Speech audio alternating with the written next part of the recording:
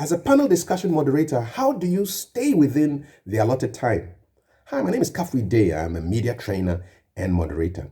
And in my experience in handling panel discussions, I have never once met an event organizer who isn't happy that you finished your panel discussion on time, or even better, ahead of schedule. And that boils down to the skill of the moderator, which is you. If you do it well, you'll finish on time or ahead of schedule, and everybody will be happy. If you overrun your time allotment, you're going to have subsequent sessions that will be truncated because you spend too much time on the panel discussion, and then people get angry and lunch is served late and the whole schedule goes out of balance. So it's a skill you have to learn, time management.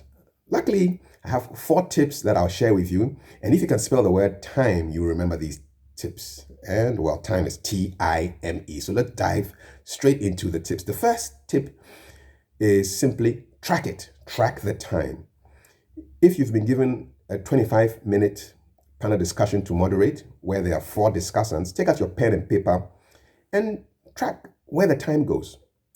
Assume that you're giving each discussant 30 seconds for the introduction. So that's 2 minutes for the introductions, then 10 minutes for the submissions of all the panelists, another 10 minutes for the questions from the audience, and then another 1 minute to wrap up the conversation. So that will be 2 plus 10 plus 10 plus 1, which will give you 23 minutes, which is great because you finished 2 minutes ahead of the 25 minutes that were scheduled for you.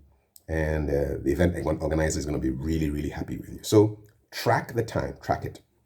Your second tip is to inform the panelists of their time allotment. So ideally, before you get on the stage for the panel discussion, you have a mini conference with your panelists and let them know that I'll introduce you, all of you, 30 seconds each, that's 2 minutes. And then we'll have a 10 minutes where you give your submissions. And since we don't have too much time, after one round of submissions, we'll go straight into the Q&A, where the audience gets to also weigh in on the topic, and then I'll wrap up with a minute. And so they know exactly what their limitations are, and then you don't have these looks of surprise and anger when you try to get them to end their submissions and hand over to the next person to speak. Okay, so inform the panelists of their restrictions. Now, the third tip has to do with managing the time. It's your responsibility as the moderator to moderate the discussion. And so I suggest that you get a good watch. A good watch is a watch that works. It's not just jewelry.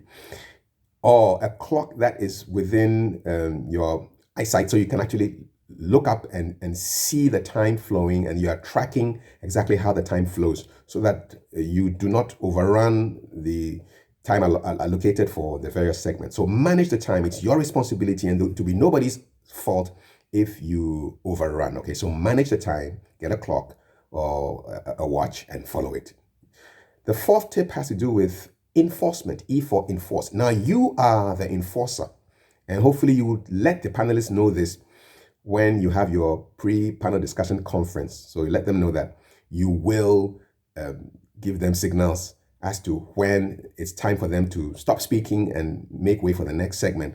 I know some moderators who come on the stage with a bell and they make sure they use it to its loudest effect. You have to be disciplined and brutal with time so that it doesn't affect the flow of the program. So those are your 4 tips. Track the time, inform the panelists, manage the time, and enforce the time. If you want more training, give me a call on +233 240 299 122 or email me training@kafuiday.com. Thank you for watching.